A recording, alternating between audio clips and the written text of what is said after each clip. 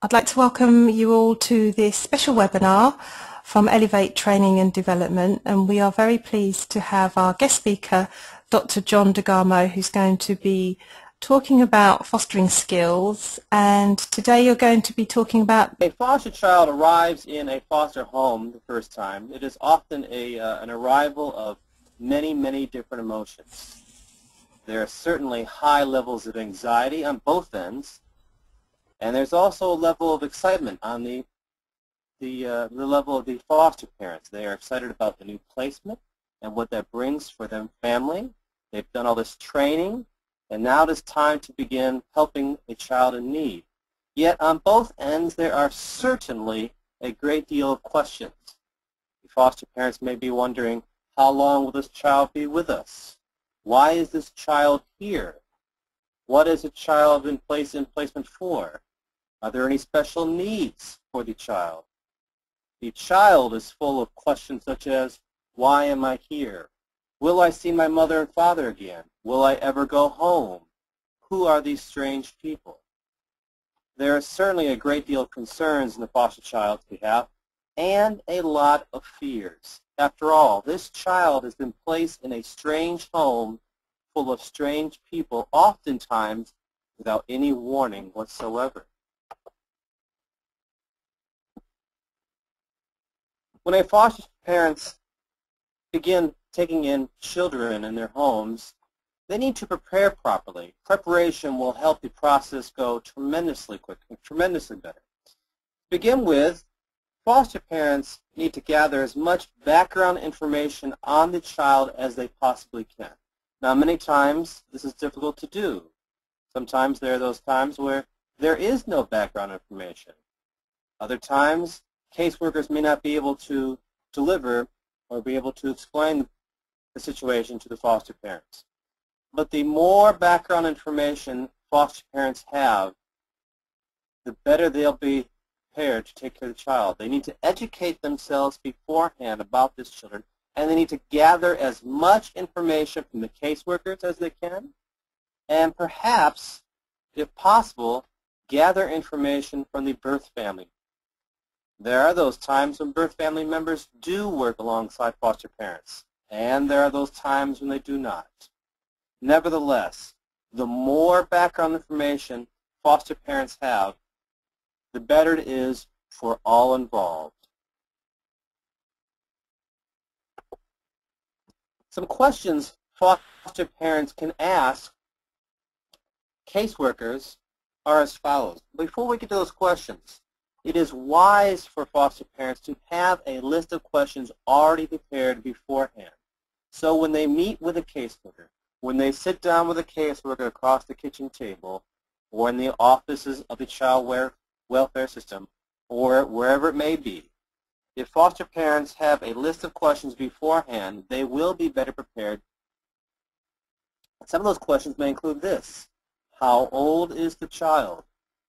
Why is the child in care? This is an important one. This will help in a great many areas.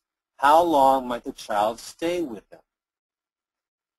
This knowledge alone will help the foster parents prepare their homes. Perhaps they need some clothing. Perhaps they need some special food. Perhaps they need a bed. The length of time certainly will better prepare them. Will the child need daycare supervision? Does the child have any learning disabilities or special needs of any kind? If foster parents find this out first, this will go a long ways. Unfortunately, there are those times when foster parents do not know if the child has any learning disabilities or special needs of any kind until days or even weeks into the placement. If this is the case, the child is certainly to suffer in school and in the home. Another important question foster parents can ask is, does the child have any anger management or extreme emotional issues that they need to be aware of? Again, the more prepared they are, the more information they have, the better it is for all involved. More questions include, is this the first time the child has been in foster care? Is the child's medical shots up to date, and are there any medical concerns? Now myself as a foster parent of over 30 foster children, I have had a lot of children come through my home, sometimes with no medical needs met. I have had to take off days' work myself, having to get foster children's shots up to date. Sometimes I have found out about medical concerns afterwards, which is not always a happy picture. Another question might be, is the child from the same town? Many times foster children come from surrounding counties. If the child is from the same town, well, they may be able to work with birth parents or biological family members. Does the child need to be enrolled in the local school system, or is the child coming from a school system outside? If this is the case, if it's coming from a school system outside of the area, foster parents will need to make sure that they have school records and school transcripts and any academic behavior issues. If not, they need to go to those schools and get them. Does the child have clothing? Yes, it seems like a very simple question, but if the foster parents know before the child comes in their home, they're better prepared. If the child does not have clothing, they need to find out what size, what kind of clothing it is, depending upon the weather. Will they need to buy diapers and baby wipes? Again, I myself have had to rush out at the last minute to procure baby wipes and diapers, sometimes in the dead of night. Certainly there are changes in family dynamics when a foster child is placed in a home. If foster parents have their own children, well, this can create some difficulties, some challenges. They need to sit down, foster parents need to sit down with their own children and talk about the changes that are going to happen in their families, because there certainly are going to be changes. Changes in family dynamics, changes in bedtime rituals, changes in eating habits, changes in behavioral expectations. They need to sit down and talk about their children's feelings they may have about it. Perhaps the children are excited. Perhaps they are wary. Perhaps they are concerned. Perhaps they do not want these children coming in their homes. And they also need to talk about any concerns they might have. Foster parents need to sit down with their own children and reassure them that their children are important, that these children are not taking the place, that these children are, in fact, children who are in need. They need to be loved. They need to feel a place of security and stability, and they may need the friendship of the children in their home. Now, foster parents need to ensure they give attention to their own family members and to their own spouses. When a foster child comes into a home, sometimes the world can just turn right upside down. Everything changes when a foster child comes in. Lack of sleep sometimes, discipline problems, behavioral issues, academic problems. The lack of sleep for myself is certainly a large one. I have walked through many days, it feels like, attending to foster children. Foster parents need to remember that their family comes first. Married couples need to ensure they give time to each other, that their spouses not go on the wayside. Surely the foster children need the love, and they need the attention, and they need the stability, but first and foremost is the own family. Because when the foster child goes, the family remains, the spouses remain. This should be a time where all come closer together. Sadly, many times it is where wedges are placed and division occurs and people become distant. So when the child comes ready, you have your list of questions. You have sat down with your family members. You've discussed concerns. You've discussed any questions. Now you need to get your own house ready. Now this will depend upon the age of the child, of course. But you need to sit down and have a checklist ready. Just like that checklist of questions you had earlier, now you need to have a checklist ready of what to have in your home when that child comes. As I mentioned earlier, I have spent those evenings rushing around in the dead of night at dark, going to stores, trying to gather together items and clothing and baby wipes. And then there have been those times where I've had that already beforehand. As I stated earlier, the more information you have, the better prepared you are, and some of that information includes a checklist of items that you will need, such as you may need to have an alarm clock in the child's room. Do you need to have a baby crib and mattress? Do you have baby bottles ready? Is there a bed made with an extra blanket if needed? If the child is not in the crib, if the child is older, is there a bed available? A brush and a hair comb for the child. Don't forget the car seat. Have that car seat ready and there beforehand if possible, if the child is of age. If the child is older, closet space and extra hangers. Don't forget the extra hangers. Other items include those diapers and baby wipes. Again, here they pop up again. Have those ready beforehand. If the child is older, a dresser or a cabinet for the clothes.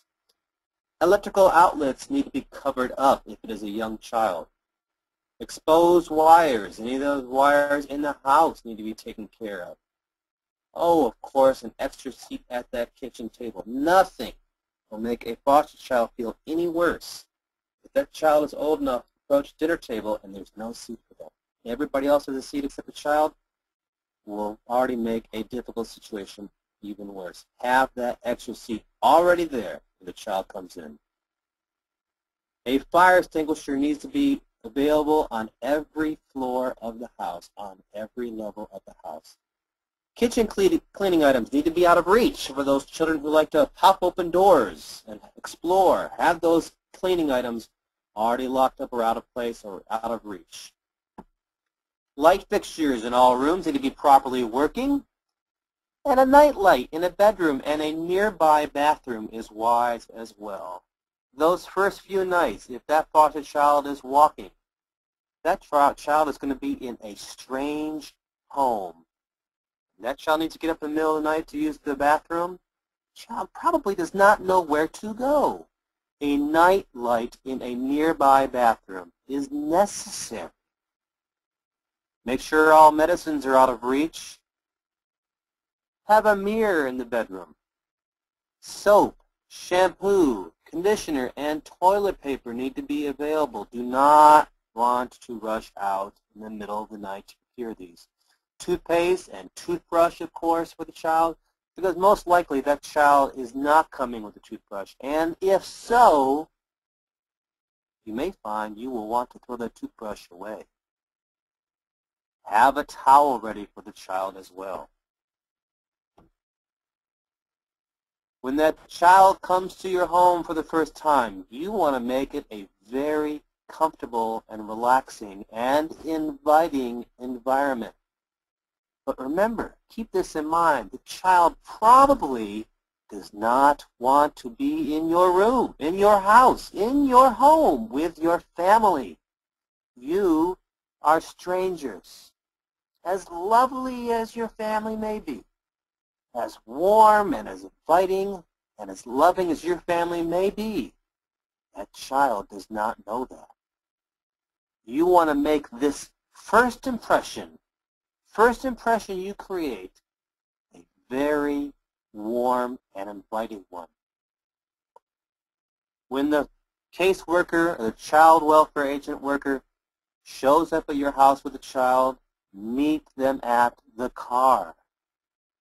Take the whole family there and meet them and greet them with warmth and warm smiles.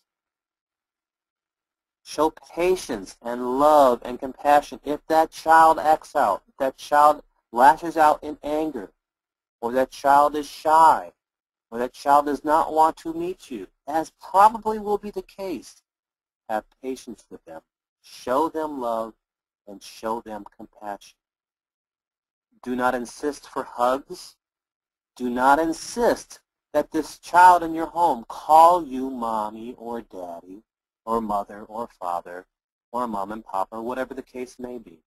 In fact, do not insist they call you anything except what they feel comfortable with. Give them a tour of their new home, of your house. Show them every room in the house. Show them areas of concern. Show them where they may play. Show them their new bedroom. One tactic my wife likes to have is every time a new foster child comes to our home, she likes to bake chocolate chip cookies beforehand. So there is that aroma, there is that smell, that pleasant smell of something nice in the oven. There's a lot to calm the nerves of the child in a very difficult situation. Do not overwhelm the child. And what I mean by overwhelm, do not spend a great deal of time gushing over them or showing too much excitement, showing too much enthusiasm. Do not show them too much of the house all at once. Again, remember, this is a very frightening time for the child. Your own children need to just stay in the background at this point until the foster child becomes a little more acclimated to his belongings, to his new surroundings. It is important that you understand this child's fears, this child's concerns. While you are showing them the new house, this child is probably wondering, when will I go home? Why am I here? Did I do anything wrong? Is it my fault? Are my parents angry at me? Will this new family hurt me? These are just some of the questions that are undoubtedly going through the child's mind. Understand this and appreciate this. If they ask any questions of you, answer those questions as honestly and as openly as you can. Do not try to share it. Do not try to keep any secrets from the child if it's going to hurt, if it's going to be safe for the child. Now, again, there may be some information though that you are not permitted to deliver to the child, or that you may not feel is wise to give the child that may hurt the child. But if you can, answer the questions as honestly and as openly as you can. At the end of the evening, it's usually probably the worst time for that child. When that child places his or her head on the pillow at night and you turn off the light, that child's going to appreciate and realize, I'm not going back home tonight. I'm not going back home anytime soon. This is a sad time for the child. Take some time to comfort that child. Read a book to that child. If you need to, read until the child falls asleep. But find something pleasant to do for the child. This is a time of many hugs and of many, many tears. As one myself who had some sleepless nights, first nights, I've had to rock many a foster child in my arms, as my wife has as well. Again, it's a sad time for this child. Those first few days are rough. Those first few days are difficult. What the foster child needs from you is patience and time. Give that child your time. Show the child patience. There may be a lot of emotional outbursts, or there may be none at all. Be prepared for either of these or both of these. It is important to discuss the rules and the expectations of your home and that what you have for the child in those first few days. As someone who's taught in a classroom for many years, I can tell you it is easier to lighten up than to tighten up. In other words, you want to establish rules and expectations first, not later on, but in the beginning. Let the child know what the house rules are. Let the child know what expectations you have of that child. But keep in mind, it is important to be flexible with those rules, and it is important to be flexible with those expectations dependent upon the child's ability and dependent upon the child's level. So be prepared to be flexible in there. Listen to the child. Those first few days, listen. When he starts to talk, take a break from what you're doing and sit down and simply listen. Spend time with the child. Get to know the child. After all, you are the foster parent. Unfortunately, you might be the first loving and caring adult this child has had. This might be the first time somebody has taken time to gotten to know the child. Find out what the child's likes, find out the child's dislikes, find out the hobbies the child may have and encourage those hobbies.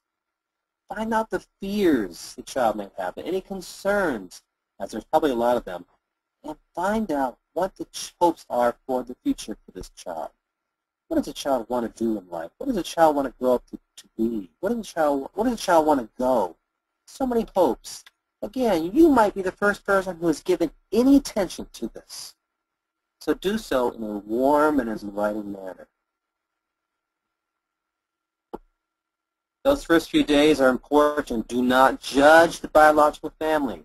There is a reason why that child is in care, yes. And they could be tragic reasons.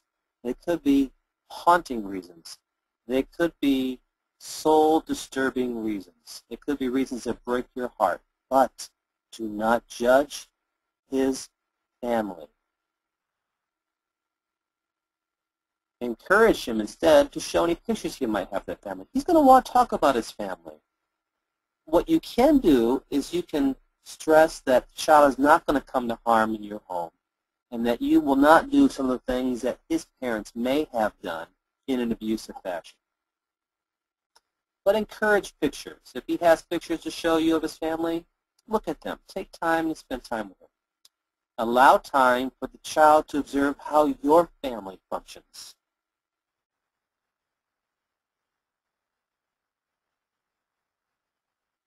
A family that actually functions properly. Let the foster child just observe how your family works. The rules, the expectations in your house, the chores your children do, the love and support you give each other, just the day-to-day activities. Allow that child time to just simply watch.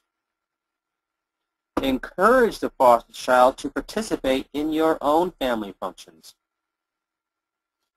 Years ago, I met with a birth mother of a foster child.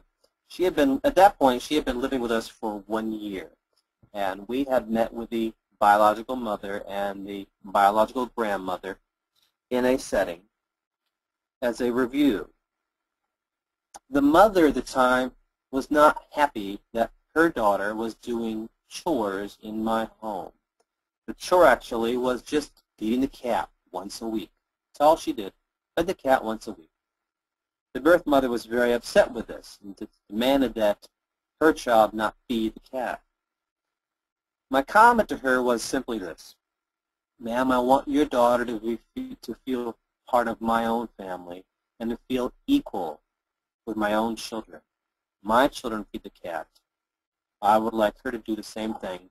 It gives her a sense of belonging, it gives her a sense of responsibility, and it gives her a sense of being important. So, encourage the children to participate in your own family rules and chores and family functions. When you go to a place of religion, to a church or a temple, to a synagogue, or whatever it may be, encourage the child to come with you. When it's picnic time, encourage the child to come with you. If you sit around and you play music or you play games or you sing together, encourage this child to participate. Make this child feel as much a part of your own family as your own children. This will go a long way.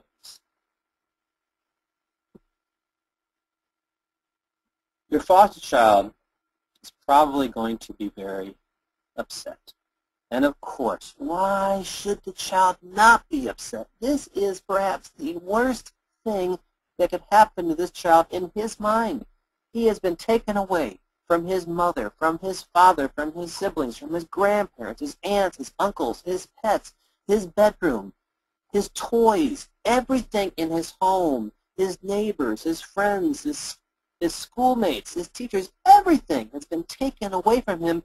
Instead, he's been thrust in a strange environment. He is going to grieve. Allow him that time to grieve.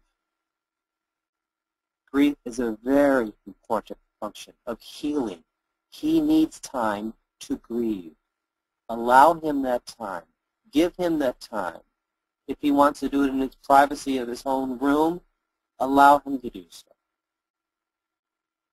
Give him time to understand what he is going through. He needs to understand himself. Whether you sit down and explain to him, whether the caseworker sat down and explained with him what's happening, whether he is able to recognize it in himself, give him that time to understand. Give him time to adjust to a new home, to a new school, to new family members.